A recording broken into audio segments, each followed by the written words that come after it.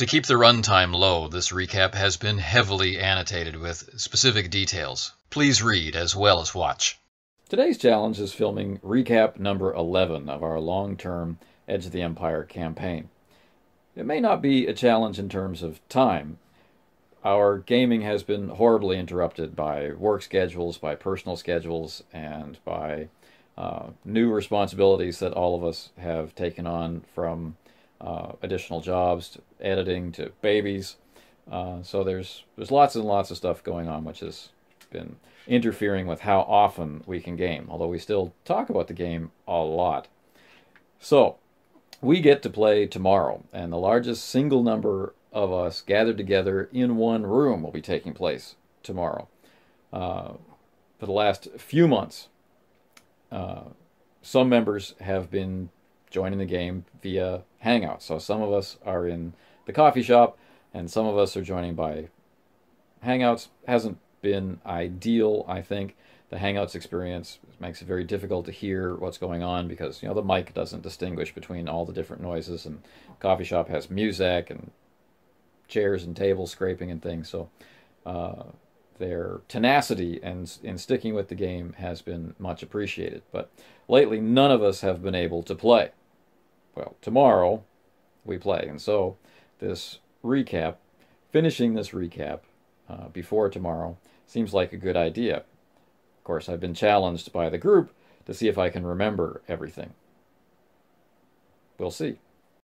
To make the best sense of this recap, you'll probably have to go back and watch at least the last one, maybe the last two. If you've been following along, I know it's been a while since we've done a recap, but you should be fine.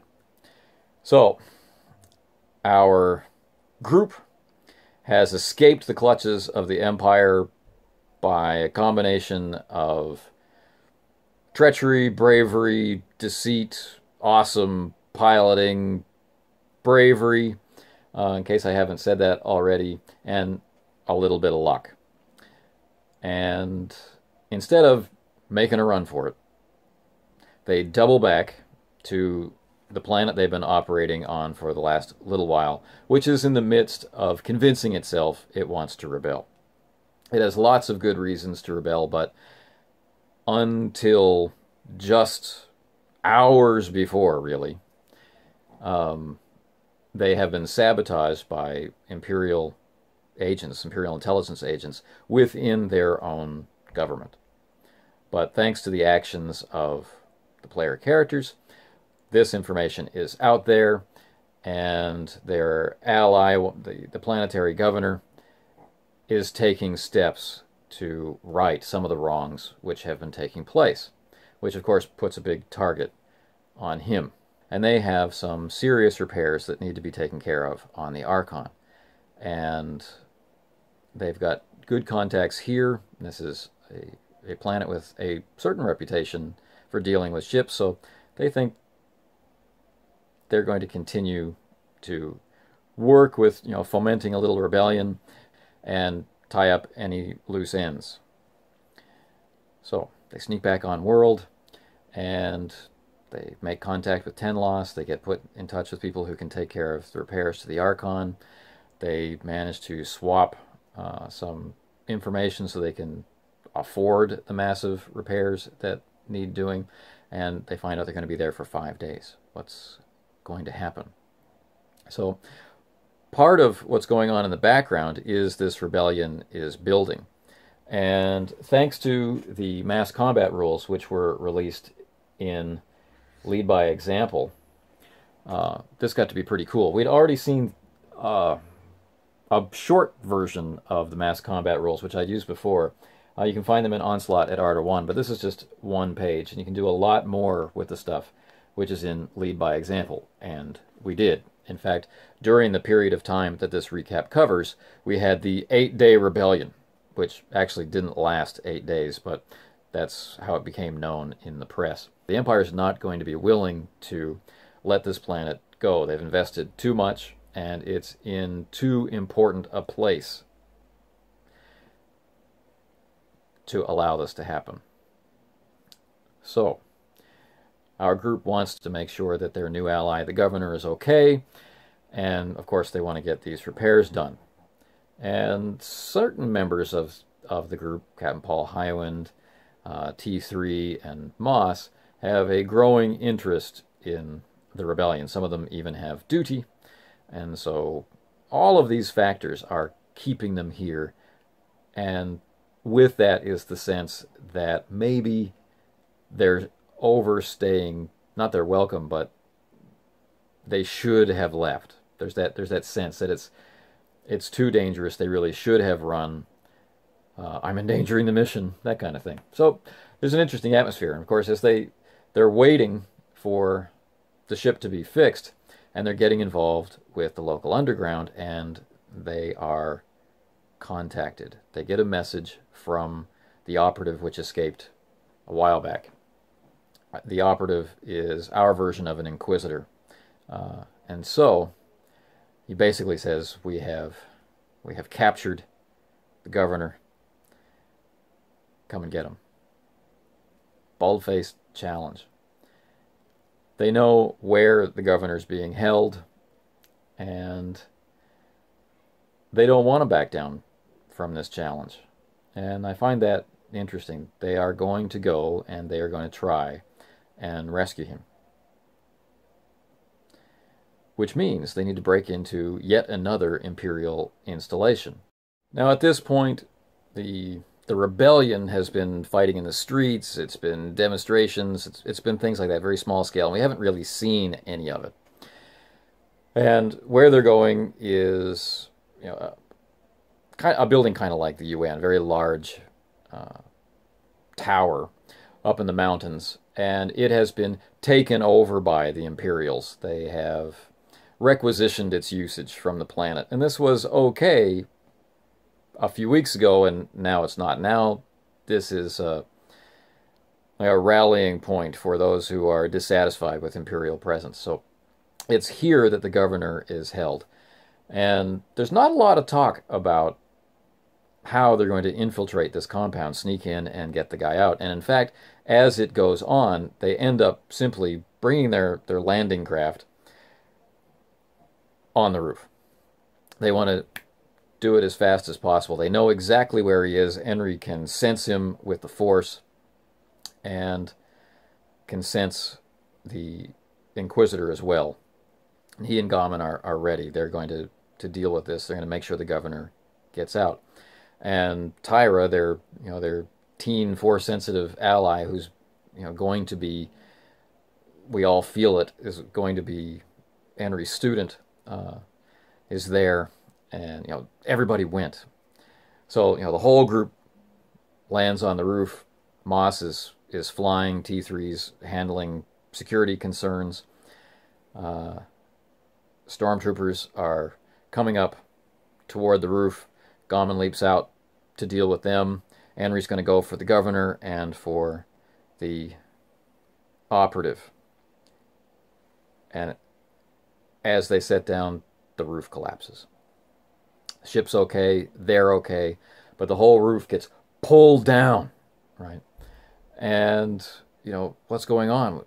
This is like a massive use of the Force. The Inquisitor waited till they were there, or the operative waited till they were there and pulled the roof down. And he pulled it down on top of the governor. So the group doesn't know, is the governor still alive? Can we rescue him? That kind of thing. They rush in. Combat is joined, but then everyone's making jokes about it's a trap because, stormtroopers are flooding in from the other side of the room. Stun grenades are being lobbed, and it looked like everyone was going to be taken down. And I offered them the chance. I said, look, we can fight this out, or you can accept being stunned, and we'll go into a, you've been captured kind of scene. And they talked about it, and some people liked the idea.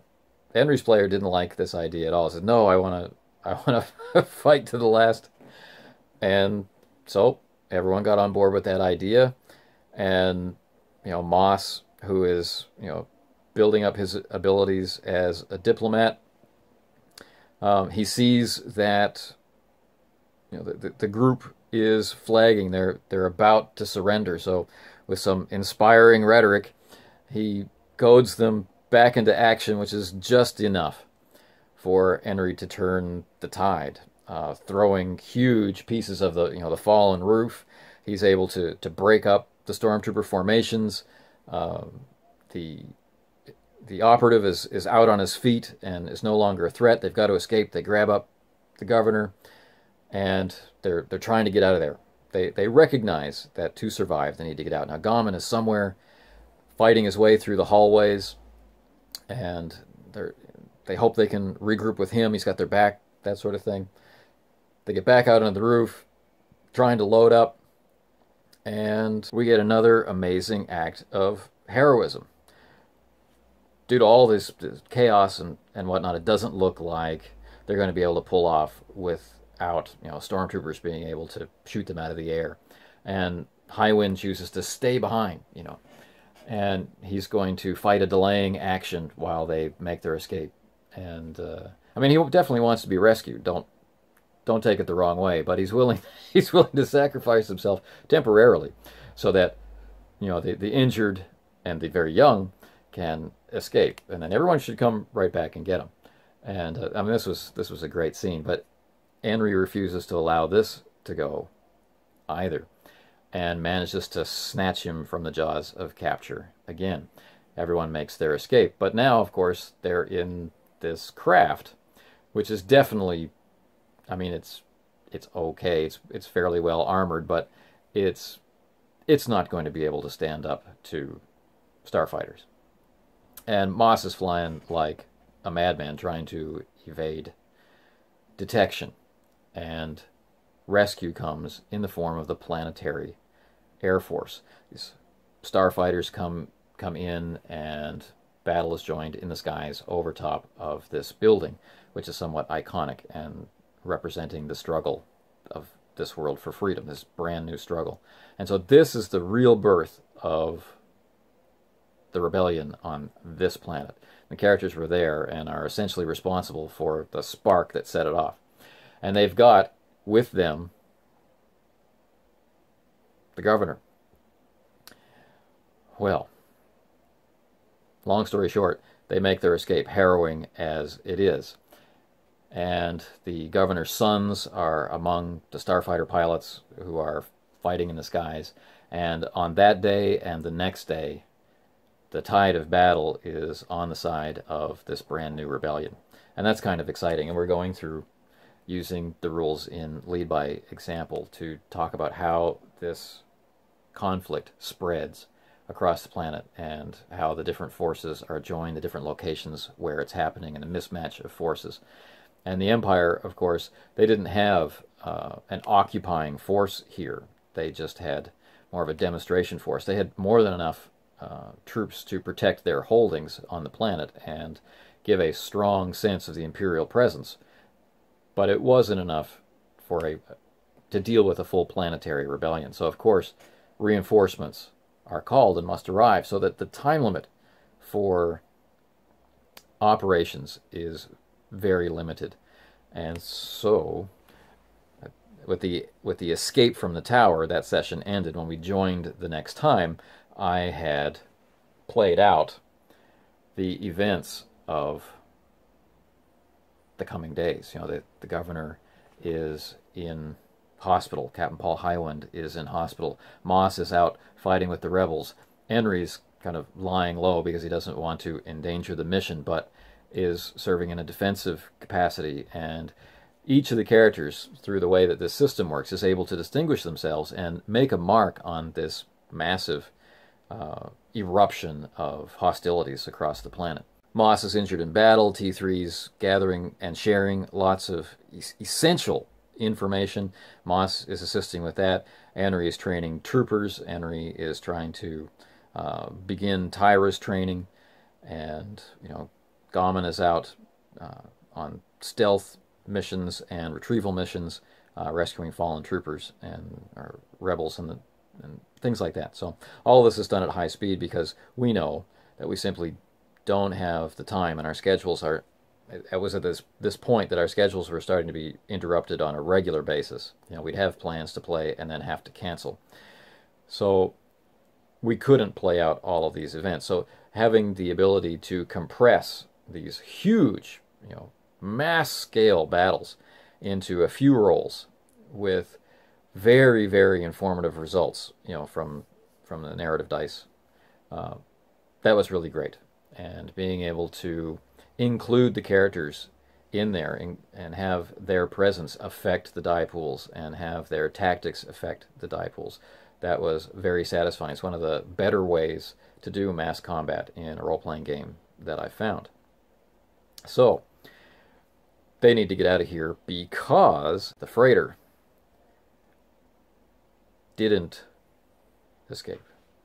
Well, I mean, it did, but it was commandeered by Wreck and Rin Valiant. And if those names aren't ringing bells, you can go back to previous recaps and find out just what amazing nuisances these guys are. One, Rin Valiant, is a rival for the affections of Jabba the Hutt, and the other, Wreck, has betrayed them significantly several times, to the point where certain members of the group wonder why they hadn't already just killed him. And this is not a bloodthirsty group by any stretch of the imagination. So these guys have captured the ship, and they're on their way to Tatooine, and they're going to leverage its cargo to buy their way back into Jabba's good graces. And they've got hostages, such as Lynn Delmar, who is in serious hot water with Jabba and will likely wind up being thrown in the Sarlacc pit should he ever get his grip on her. And there's a strong relationship between Henry and Lynn, and everybody in the crew, I think, has come to rely on Lynn. If they didn't have her, they'd have to do their own accounting, for example, and that would be terrible. So, you know, a rescue mission must be mounted.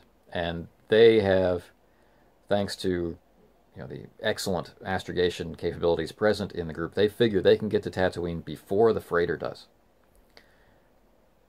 Now, they know it's another trap. I mean, that's why there's this message, right? They're being lured there. But they're going to make their way to Tatooine using all the dirty and dangerous tricks they know to cut down the travel time and be waiting for Rin and Wreck when they arrive. I love this plan. Now, the rebellion at this point isn't heating up. It's hot. Ground forces are skirmishing. The Air Force is, you know, bombing targets, and they're getting involved in dogfights over the major cities. The traditional eagle flying, they're called lancers, right? The eagle lancers are striking specific targets to inspire the population, but their casualties are extremely high. And, you know, all this stuff is going on, and that starfighters are making surgical strikes because they know they need to preserve their materiel, or, you know, this is over. The Empire can seemingly be resupplied, but if they can destroy the factories, if they can reclaim their hold on planetary defenses, then the balance of power in this rebellion shifts, and suddenly the cost to the Empire skyrockets. So the Empire's on a pretty short timeline, the rebellion's on a pretty short timeline, which makes it pretty exciting. And doing that using lead by example was a hoot for me. And being able to describe it, and once we, you know, as the beginning of the session was pretty cool. But so all this is going on around the characters. They've got to get the Forgotten Knight ready to go, and it's just going to be fast enough to fulfill their plan. And they basically feel like, with the exception of leaving the rebellion in mid-fight, most of the loose ends have been dealt with. They've arranged for the escape of everybody that they felt obligated to do that for. They have to now go and rescue the ones who are on the freighter, because who knows where they're going to end up, sold into slavery or whatnot, working for Jabba. So, you know, it's time to go. They've got to go. And for once, the things pulling them back seem to be minor. until just before they jump into hyperspace, they get a direct message from none other than Solera Crescent, who has been captured by rebel forces, and very much seems like this might be the end of her life. The way that the images run suggests she's in fear for her life. And she once again tries to barb Captain Paul Hyland with, the acid in her words, yet plays it wrong. She doesn't strike a blow against him verbally. She's always able to easily flay him open. She's demonstrated this time and again. And yet, this time, flubs it. And that is strange, but they jump. And Hyland is left looking back, wondering if there's something more or something different or something else that he could have or should have done. And I really love how Paul Hyland is portrayed in that way. Brash, yet compellingly vulnerable. Now, as they get closer and closer to Tatooine, the anger starts to build. And this is good counterpoint to that, that moment of departure. They have teenage Tyra to deal with, and she's just as pouty and irascible and hard to deal with as Luke was for that brief period. But Henry's no Ben Kenobi. He's not an old and patient man. And so it's almost like, as the trip to Tatooine goes on, it's almost like the group adopts Tyra. And the group is going to be her mentor. Almost. But there's definitely this strong core of a master-student bond between the two, which has sprung into place. Not between her and Gauman, and but just between her and Henry. Does that particular feeling hold? And that's an interesting dynamic of play that one of the cool things. I didn't predict that Lawrence would want to take Tyra on as a student. I thought he might have some advice for her, but take her on as a student, this I didn't expect. And so when he was so motivated, so compelled to do this, this brings a whole new part of the campaign to life. It's very, very cool.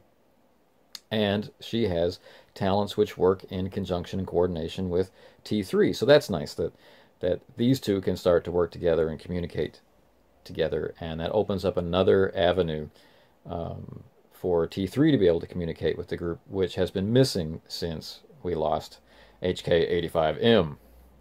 So, do they arrive on Tatooine before it's too late? Well, they absolutely do, and they may have as much as a week in order to get ready. And here's where the real cleverness of the group comes in. They know they're in hot water with Jabba the Hutt. He's been sending bounty hunters after them for the last year or so. And that has made their lives very difficult because, of course, they completely alienated and upset the bounty hunters guild. So here they are flying back into the dragon's den, so to speak. What are they going to do? Are they just going to try and lay low and hope he doesn't find out? No. They go directly to Jabba's palace, and using their wiles, they talk their way in, and they get an audience with Jabba, and Moss and Captain Hyland work their magic, their social magic, and playing on Jabba's ego, Hyland turns the situation around, and he says, look, as soon as I found out about this plan, I knew it was nothing but trouble for you. I've always been loyal, and you sent me away. You hear about that in a long ago recap. You sent me away, and I've never been able to return without bringing more heat down on you, Jabba, and I've been trying to sort things out ever since. And he buys it hook, line, and sinker. It was pretty amazing. I was convinced this was going to be, something that would wind up with them at least in prison and needing to escape, but more likely facing the Rancor. But no, they talked their way out of it, and it was a beautiful scene, a very cool scene. Well, now they have Jabba's secret support, and he's going to go around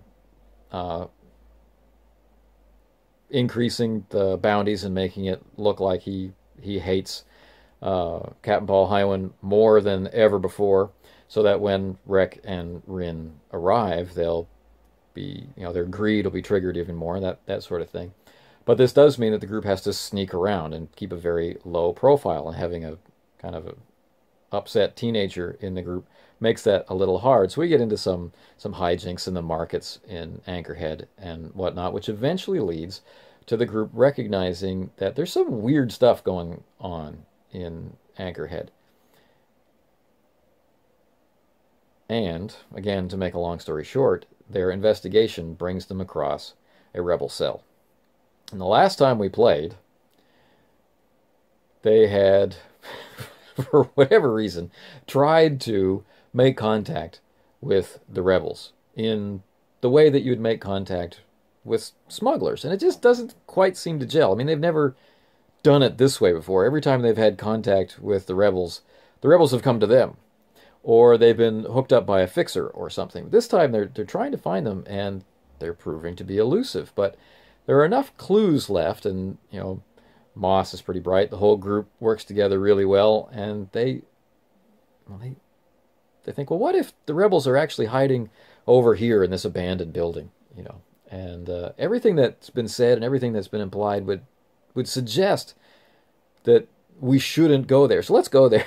And so they break into this abandoned building, and they find the secret access point, and they descend down into the depths. And the last time we played was, they were facing open blasters and the semi-hostility of the local rebel cell, who at the last minute recognizes some of the players. Now, what's going to happen? That's what we get to find out tomorrow. What is going to happen with this local connection to the Rebel Alliance, an overt group that is operating secretly on Tatooine and clearly wants to lay low and not cause any trouble. If they're on Tatooine, it's felt that maybe they are part of the resource acquisition arm. This is where ships and pilots and whatnot go to die, right? What a great place to recruit from. So, if the rebels want to keep their noses clean and keep things quiet, and here's where things get interesting, Rek and Rin are allied with Jabba's Hutt enemy, who is somewhere on Tatooine. He can't find her, but oh, he'd love to get his claws into her. So, Hywind and crew are planning to join this rival Hutt's gang. I called her Miata the Hutt, because the first, it's the green. I think that's all it is. So apologies to Mazda, but anyway, Miata the Hutt is there and waiting, looking for any advantage she can get. And if Jabba's continued story of Hywin's unfaithfulness holds, maybe they'll be able to work their way into her organization. And, when Rek and Rin come to offer their service to her so they can increase their score with Jabba, they'll be ready. If they go to Jabba, they're ready. If they go to Miata, they're ready.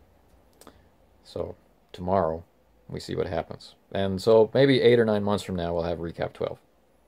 Thanks for listening.